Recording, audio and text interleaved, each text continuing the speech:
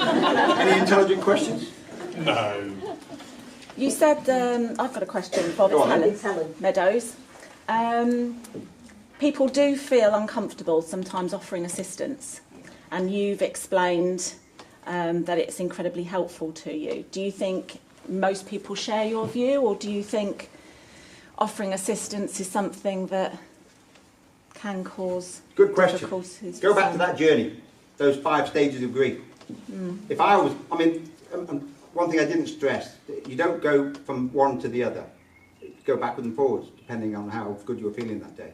So if I was feeling particularly depressed or angry about my lot, for example, when I look out the lounge window every morning, especially at weekend, I see thousands of cyclists going past.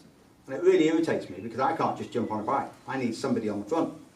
So, you know, there are times when I feel a bit sad for myself. But so the answer to your question is yes, I am definitely at the point where I accept. And even when people are overbearing a bit, their heart's in the right place. Yeah. So I will never pull anybody up on that. I will always say thank you and quietly ease myself out if it's getting a bit embarrassing. I remember Louise, my wife, when she was doing her beauty therapy at college, the nurse came up to her once and said, "Louise, I saw your mother the other day. She was walking a dog." And she didn't say she was walking her dog. She got down on her knees and did a dog impersonation. And Louise is going, "I'm deaf, not stupid." So help is very important, and offering it. But you know, be subtle about it. And so answer to your question, we're all in different places. Thank you. Yeah, I've got one, Bob, just around your successes in your career. What would you say was the sort of the main qualities that your employer displayed in enabling you to kind of get the opportunities that you had, or was it just sheerly down to your brilliance? Absolutely the latter. Yeah. You can ignore skill and talent for so long. I think a lot of it is down to you, to be honest. I really do. I think the individual has to do an awful lot. For me, and this is maybe age, there's too many people thinking that life is to be given to you. You sit there and think nice things will happen to you. My belief is if you want nice things to happen, you've got to make them happen. Yeah. And the more you put in, the more you get out. Because I'm a confident person generally, that was easier for me.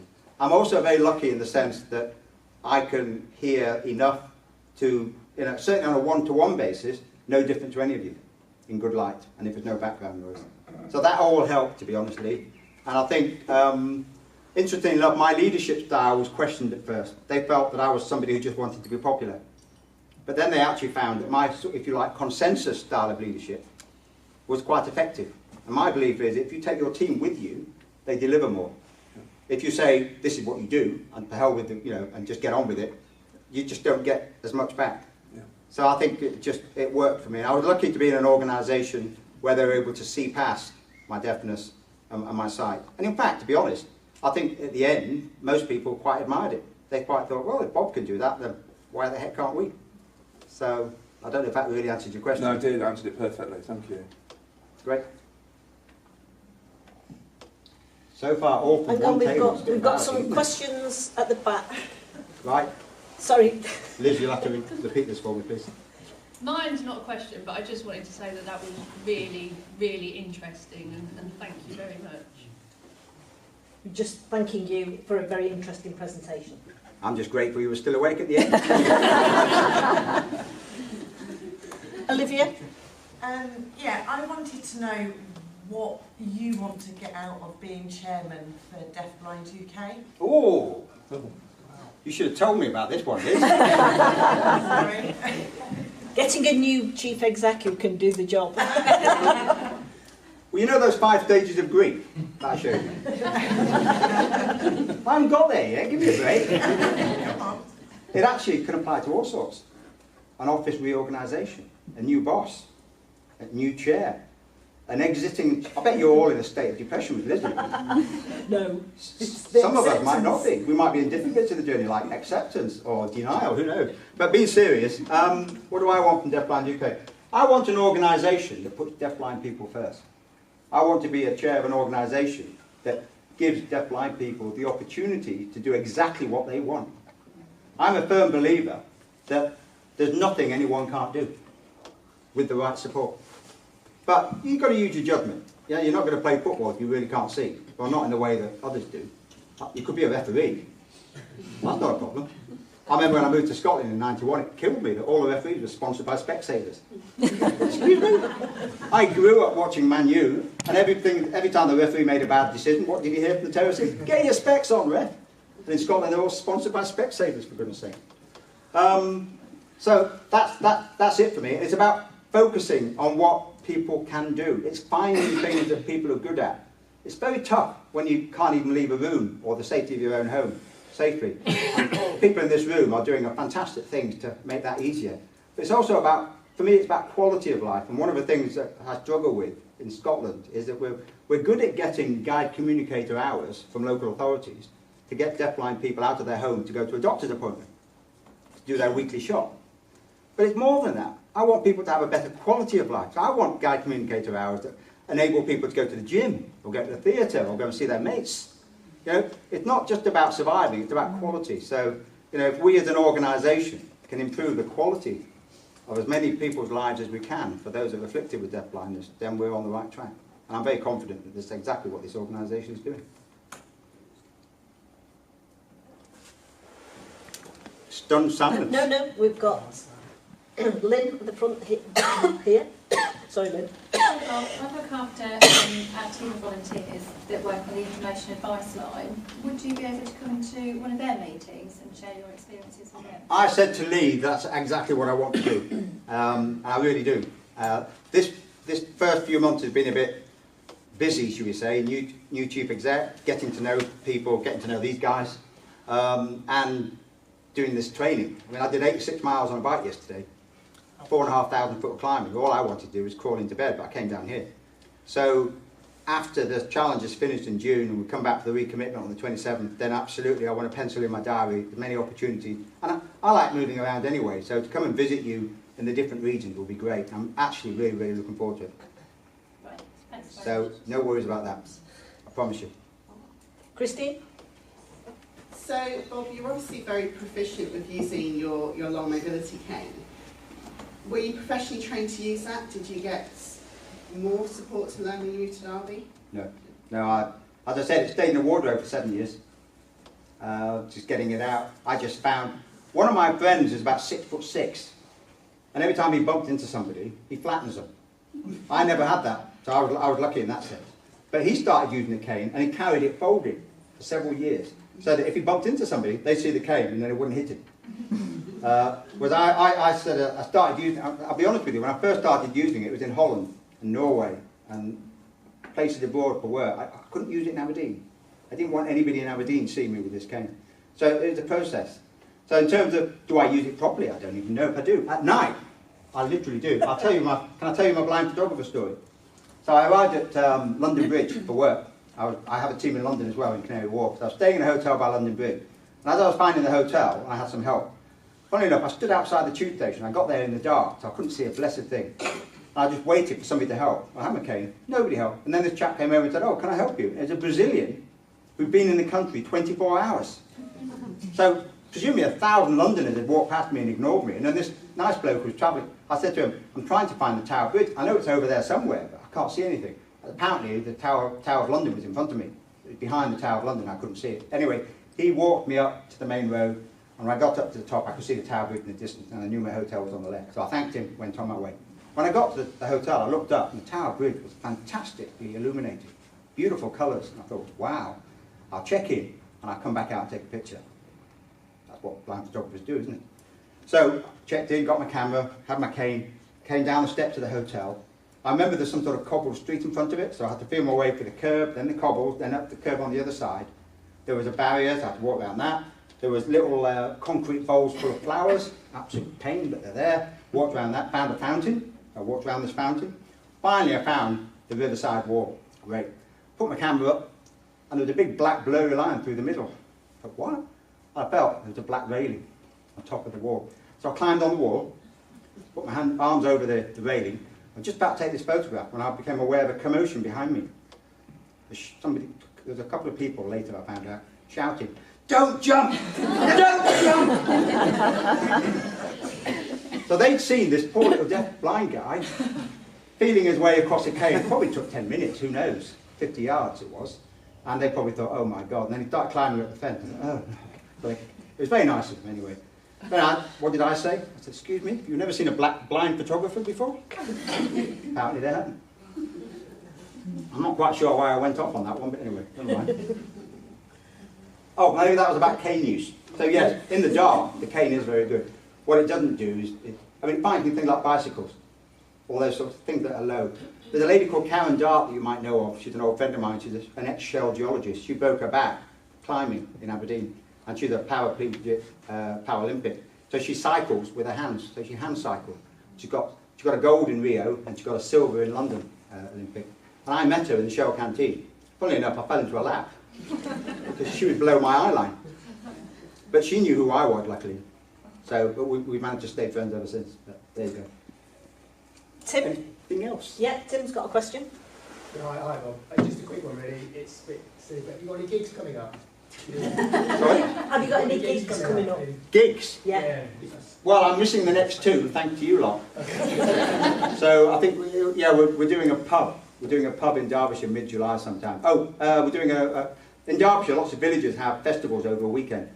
So we're coming on about 4 o'clock when people have sobered up. That's the plan. I believe you me, they'll be sober at the end of it. Have we any more questions? Oh, hang on, we've got one. Bob at Sandy. Hiya. Over here. Oh, down here. I don't know about everyone else, but I've found it really interesting, your talk, and motivational and even inspirational, your positive attitude and the way you live your life and overcome whatever seems to be in front of you. And I just wondered if you're going to be out and about meeting groups of our deafblind members and sharing your enthusiasm for life and trying to inspire them. That's certainly my intention. People are saying to me, we thought you'd retired, Bob, and I've retired from paid work, which is my Shell career, and as I said, I was very fortunate with that. And if there are ways that I can make a difference, then I certainly will, and it's certainly my intention. But the thing you've got to remember, Andy, is that I consider myself a very fortunate person, genuinely, and a lot of people aren't in that place. Yeah. So, there's no one kind of blindness, there's no one kind of deafness, and there's no one kind of deafblindness. So we are all different. So as long as we recognise that we're all in different places, and people can accept that, then yeah, maybe I can help. But certainly, I'm very poor at communication. I've left it too late to learn sign language. I'll be honest with you, I spent 20 years at Shell in denial of my sight going. Didn't tell anyone, except my closest people. I didn't want anybody feeling sorry for me. I didn't want anybody treating me any differently. As I said, it's literally Deafblind Scotland that started me on that. And other people may be the same. So the answer is yes, but we have to measure it a little bit. A bit of caution. Not everybody's ready for my approach to life. Also, I do have a hell of a lot of accidents. So it's not always good. I've broken 9 bones 9 times. Every single one but one was eyesight related. I used to go running at lunchtimes, and I was on a course in London, and there's a 3-mile route. Everybody else used to have dinner in the middle of the day and dinner at the end. I could never do that. So I'd have a sandwich at lunchtime, go for a run first. And I ran around both sides of the River Thames at Teddington. And on the Friday, when I was presenting in the afternoon, there were some cyclists coming up the pavement on this park. So I thought, all right, they're coming. That looked a bit dodgy. So I went on the park road, and I ran straight into a crash barrier. Literally, broke 3 ribs, couldn't breathe, grunting away, real pain, lying on the ground. And these 2 guys stood over me. It took me 5 minutes before I could speak. I said I didn't see the barrier. And he looked at me, perfect deadpan delivery. We gathered that. So that's why the bicycles were on the pavement, because the crash barrier hadn't been there all week. So I do get lots of accidents, and some people aren't prepared to do that. So, my bull in a china shop approach to life isn't for everyone. But sometimes somebody can open your eyes, in inverted commas, somebody can make you think differently about life. Yes. Given the opportunity. Yeah. I think the main lesson is to find things that you can do and enjoy, and not mourn the things that you can't or can no longer. I don't think that just applies to people with my sort of challenges. I think that applies to everybody in this room. Yeah. The things that you can't do anymore, if you're not as fit as you used to be, or you just find things more difficult, find something else that you can do and enjoy that. Because what is life otherwise? That's another Helen Keller quote. Life is a great adventure or nothing. I like that. Very short, to the point. But yeah. Thank you. Any last questions? I currently support a lady who's very much doesn't want the red and white cane, despite being deafblind, and I've been supporting her now for about 4 years. What would be the sort of words of wisdom I can go back to encourage her, should I say, because it would give her a better quality? It's a person who she's supporting who doesn't want to use a red and white cane, but has obviously got to that stage where it would be better for her quality of life if she had one. What words of advice or wisdom could you impart? I gave a talk at Bedale School about 15 years ago or so. I was just on the cusp of using my cane. It was still in my wardrobe. I brought it out for talks, by the way. So I'd say to people, this red and white cane indicates that I'm deaf and blind. I don't use it yet because I don't like drawing attention to myself, which is I think where your friend is. Yeah. And it does say, it said, look, I'm different. Nobody wants to be different. But sometimes, and I just spent the previous half an hour regaling all these kids with all these hilarious stories of falling over things. So Schiphol Airport, they have these black benches that are the same colour as the floor. No backs on. I bought Louise some flowers. I was gunning for a plane, so I was walking past. I walked straight into this bench. The flowers went sailing into the air. My mobile phone went sailing out of my jacket pocket. I was sprawled on the floor in real agony. Everybody thought I was drunk. They all thought I was completely pissed. So I told these sorts of stories to these kids. Then I followed up with, the reason why I don't use the cane yet, because I don't like drawing attention to myself. It's a little 6 or 7 year old in front. I said, yes, she said, but when you fall over and have all these stupid accidents, aren't you drawing attention to yourself then? And she was absolutely right, and I told her. And that's actually not that long after that I started using it. But that was a mindset change, and it's not easy. And as I said to you, when I started using it, I used it abroad. I felt less conspicuous abroad because people don't know me in Holland or Norway or wherever. Aberdeen took a bit longer, but I got there. So what word of advice? All you can say is that I had the same difficulties, but when I started using it, it did literally transform my life. Not least because people made space for me. So if you're in the London Underground, and you know what it's like down there, people make space. If it's really, really jam-packed, obviously they can't because we're all too packed in, but generally they give me space. So the first thing is you're not bumping into people all the time. And one of the things my wife and children had to put up with for years was all these, I'd bump into somebody, sorry mate, carry on walking, but my wife or my children would see that bit. So I thought everybody in the world was nice, but my kids and my wife knew differently. So having the cane and stopping those collisions was massive. So yes, not easy, but when he gets there, or she gets there, it will help. It will definitely help. Personally, I don't want a guide dog. I've always had dogs.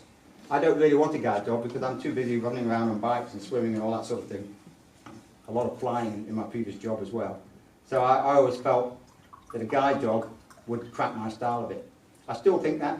I think when my sight goes completely, I might have a rethink. I don't know, because it is going.